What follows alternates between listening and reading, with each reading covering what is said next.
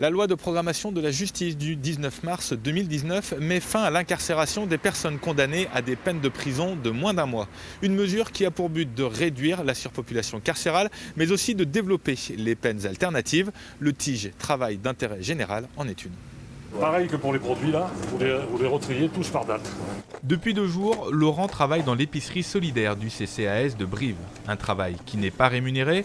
Il exécute ici une peine de 105 heures de travail d'intérêt général suite à une condamnation. Le matin, on fait les collectes, dans tout ce qui est, enfin, on fait la tournée de magasins. Ensuite, on revient ici et après on fait comme on est en train de faire là, mais par date en fait.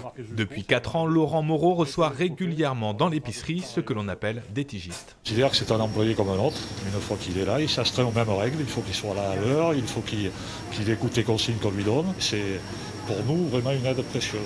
Une aide qui va se multiplier dans les services de la mairie de Brive qui vient d'ouvrir 10 postes de TIG supplémentaires, en plus des 5 déjà existants, un recours précieux pour la juge de l'application des peines. Pour vous donner un ordre d'idée, aujourd'hui j'ai 130 mesures en cours. Au 31 décembre 2019, j'en avais 97. Le nombre de TIG explose et on a besoin, pour que les peines puissent être effectuées le plus rapidement possible en tout cas, on a besoin d'une augmentation du nombre de places.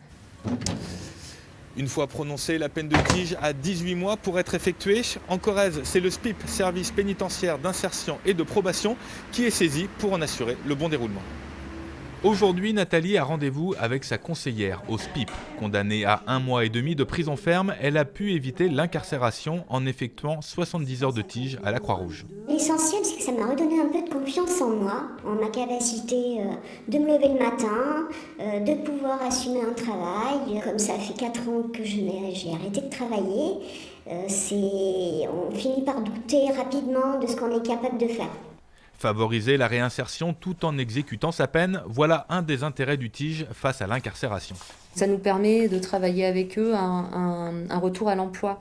Se lever le matin, obéir à des ordres, travailler dans un cadre donné. Ça peut être une étape, ça peut être une fin en soi dans les parcours des personnes qui nous sont confiées. Des parcours qui peuvent prendre racine ici, chez Forêt. L'entreprise d'insertion spécialisée dans l'entretien des espaces verts compte une quinzaine de salariés et 6 doigts qui effectuent en ce moment 210 heures de TIG. C'est plus valorisant parce que c'est comme si c'est une seconde chance. Au lieu d'être en prison, ça me permet non seulement de travailler et de faire mon TIG, donc de payer mes erreurs. Chaque année, 5 tigistes passent par l'entreprise Forêt. Si pour certains, ce n'est qu'une étape dans le parcours de réinsertion, pour d'autres, c'est un premier pas vers un retour à l'emploi. On a eu un exemple très récent où suite à un TIG, la personne est revenue me voir et m'a déposé son CV pour présenter sa candidature sur un contrat de travail. Pour répondre à l'augmentation du nombre de peines de TIG prononcées par les tribunaux de Brive et Tulle, de nouveaux postes vont devoir s'ouvrir sur le département. Ici, chez Forêt, on envisage déjà l'ouverture d'une place supplémentaire très prochainement.